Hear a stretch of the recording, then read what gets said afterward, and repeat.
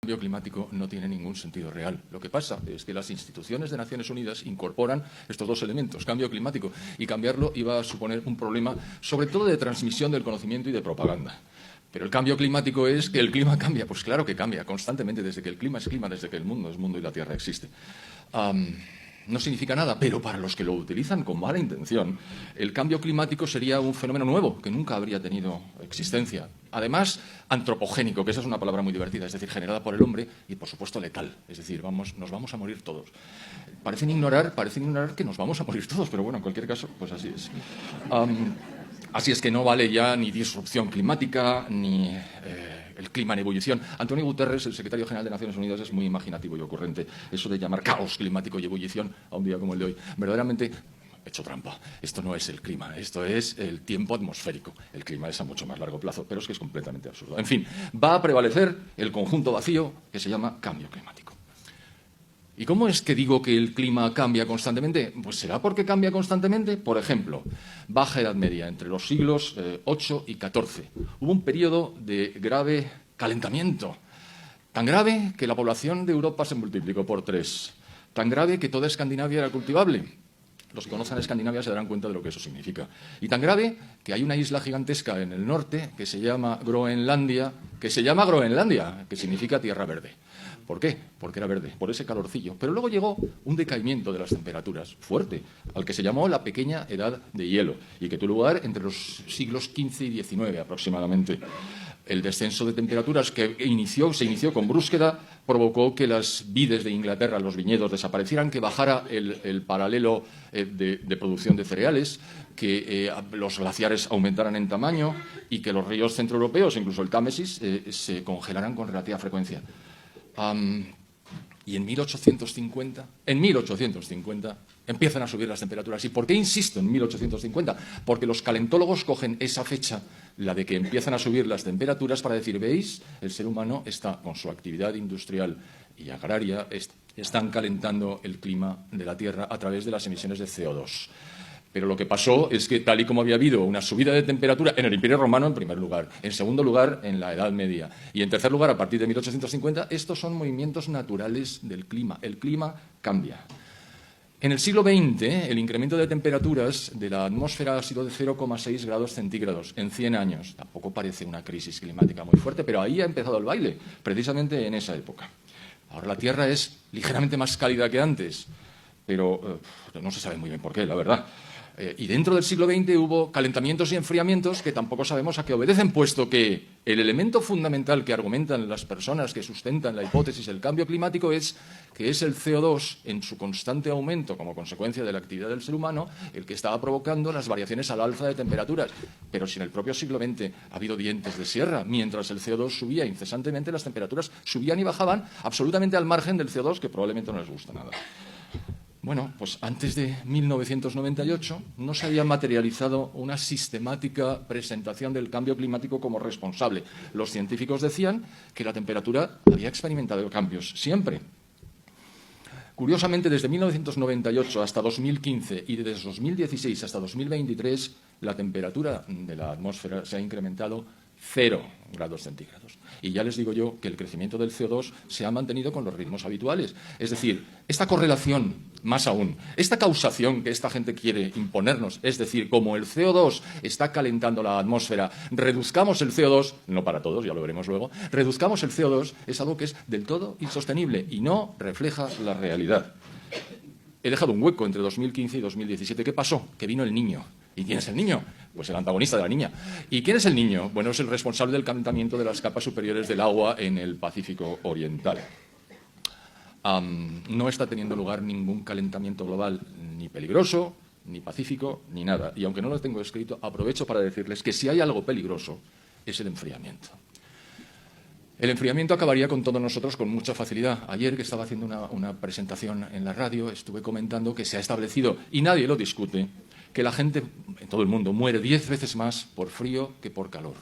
Y eso no se discute porque es exactamente así, es un hecho.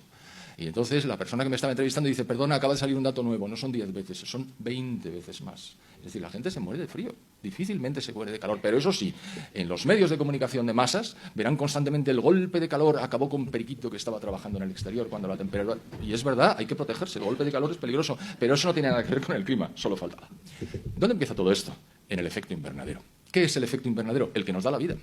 Si no hubiera en la Tierra efecto invernadero, que está inducido por los gases de efecto invernadero, la temperatura media sería de 17 bajo cero. A 17 grados bajo cero no habría vida. Afortunadamente contamos con los gases de efecto invernadero, el primero de los cuales, el más importante, que es el 95% de todos los gases de efecto invernadero, es el vapor de agua. Y en segundo lugar, el CO2. El vapor de agua es el 95% de la totalidad de los gases. Luego está el CO2 con 3,7 y luego está, esto lo ha mencionado don Alberto Bárcenas al hablar de las vacas, el metano, el óxido nitroso, los clorofluorocarbonos, pero son no trazas, pero casi testimoniales. Pero, en un momento dado, tres norteamericanos científicos, publicaron en Nature, que es una revista científica en 1998, un artículo que se conoció como el palo de hockey. Y lo que hicieron fue decir, miren ustedes, desde el año 1000 hasta el año 1850 la temperatura no se ha movido. Eso es completamente falso, pero lo dijeron.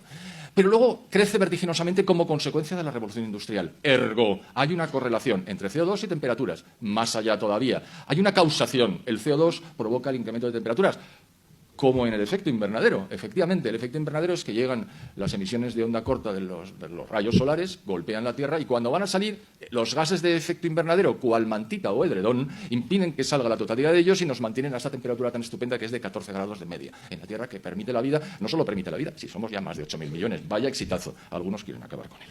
Bueno, entonces, el palo de hockey es falso como un duro de madera. Ahora hablaremos del IPCC. El IPCC es un organismo que luego mencionaré, pero que en su tercer informe, hace informes cada 5 o 6 años aproximadamente, presentó el palo de hockey como diciendo, ven ustedes, el ser humano es el culpable. Les duró 5 años. En el cuarto informe retiraron el palo de hockey por tramposo.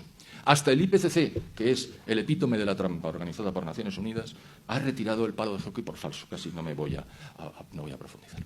Pero ¿y el CO2? El CO2 está aquí. Ustedes lo saben. Bueno, perdonen, el CO2 está aquí.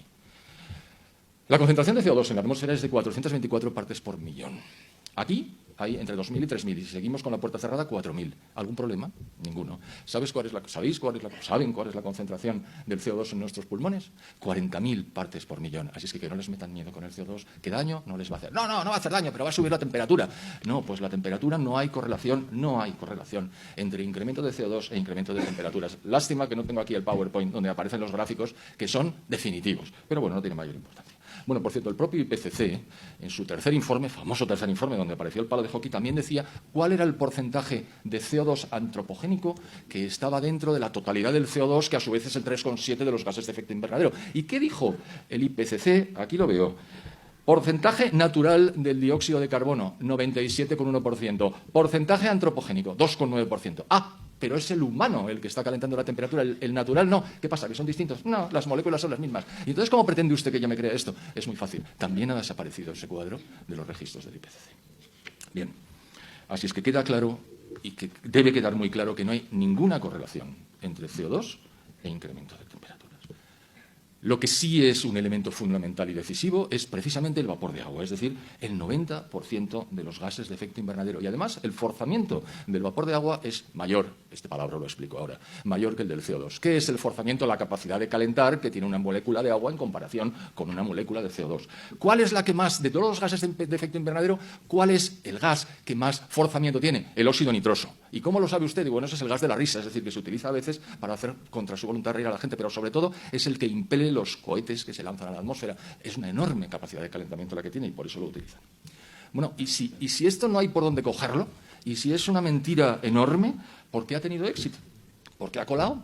Es decir, ¿por qué la gente piensa que efectivamente estas emisiones de CO2 que estamos realizando, no todo el mundo evidentemente, pero ¿por qué es tan predominante? Pues por varias razones. La primera es porque es muy sencillo. Todo el mundo entiende que es un invernadero. Un invernadero es una cosa de cristal donde se pone, entra el sol, se mantiene la temperatura interior y las plantas crecen. Y crecen mucho mejor que fuera. ¿De cuándo acá los holandeses iban a producir tomates con el clima que tienen si no fuera por los invernaderos que utilizan? Es más, ¿qué introducen en los invernaderos para que los tomates crezcan mejor? CO2. ¿Por qué? Porque el CO2 es el elixir de la vida. Sin el CO2 estábamos todos muertos. Anda, no exagere, ¿cómo? Si nuestro nivel de CO2 en la atmósfera estuviera por debajo de 150 partes por millón, las plantas morirían y con ellas todos nosotros. Efectivamente, como dicen los neomaltusianos, nos vamos a morir todos, pero afortunadamente el CO2 crece. Hemos estado a punto de alcanzar en la última glaciación las 150 partes por millón, pero afortunadamente la cosa no llegó a tanto. Así es que, idea sencilla e intuitiva, un apoyo monstruoso por parte